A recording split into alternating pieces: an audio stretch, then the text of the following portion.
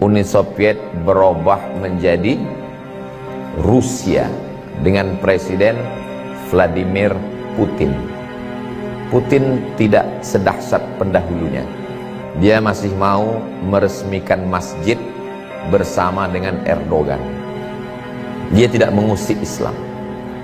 Bukan berarti saya pro Putin.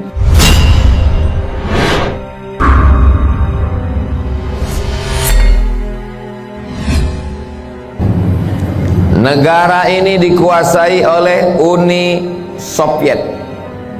Presiden terakhirnya Gorbachev.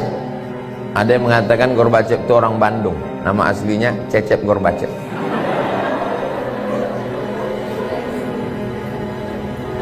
Kita tahu bahwa Uni Soviet komunis,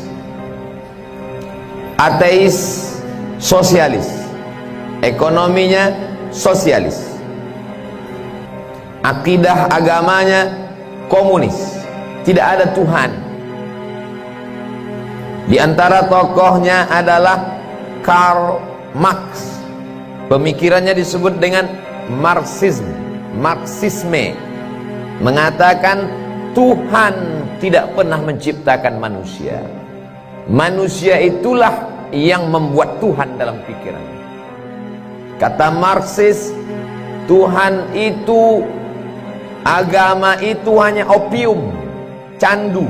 Sama seperti orang kecanduan narkoba, begitulah orang mabuk agama. Tuhan tidak pernah ada, kata Karl Marx.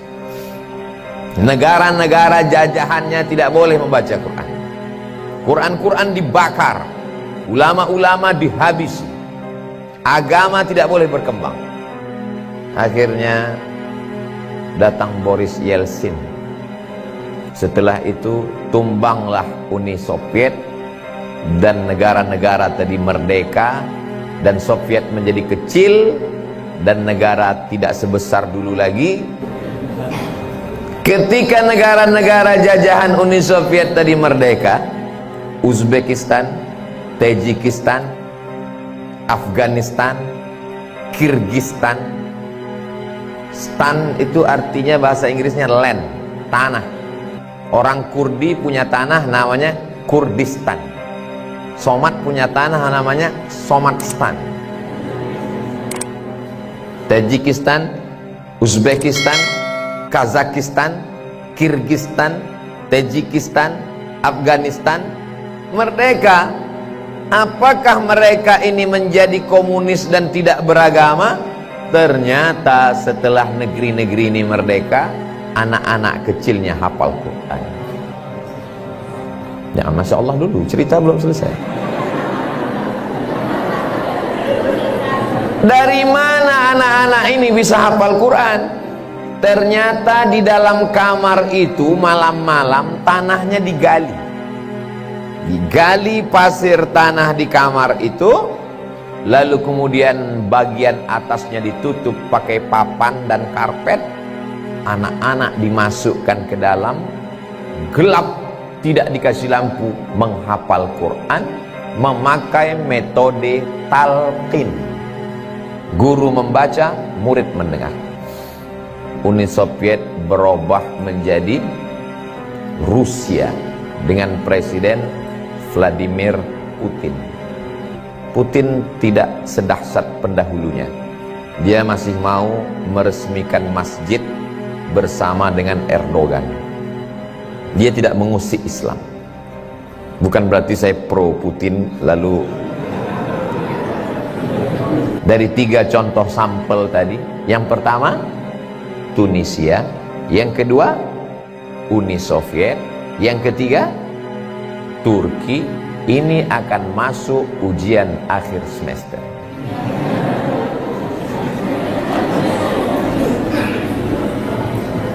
Kesimpulannya adalah jangan takut dengan penguasa yang zalim. Tapi kami nggak bisa berceramah seperti Ustadz. Ceramah ini berat, biar aku aja. Sanggup kalian dibully? Sanggup kalian nanti upload tiba-tiba lebih banyak unlike, dislike, Sanggup kalian diserang oleh buzzer, caci maki, sumpah serapah, kalian ngapal Quran. Bismillahirrahmanirrahim. Bismillahirrahmanirrahim.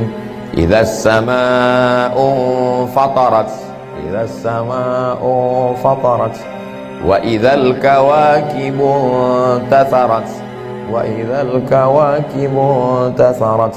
Wa idzal biharu fujjirat. Tidak melihat Quran, tapi hafal Al-Quran. Gelap.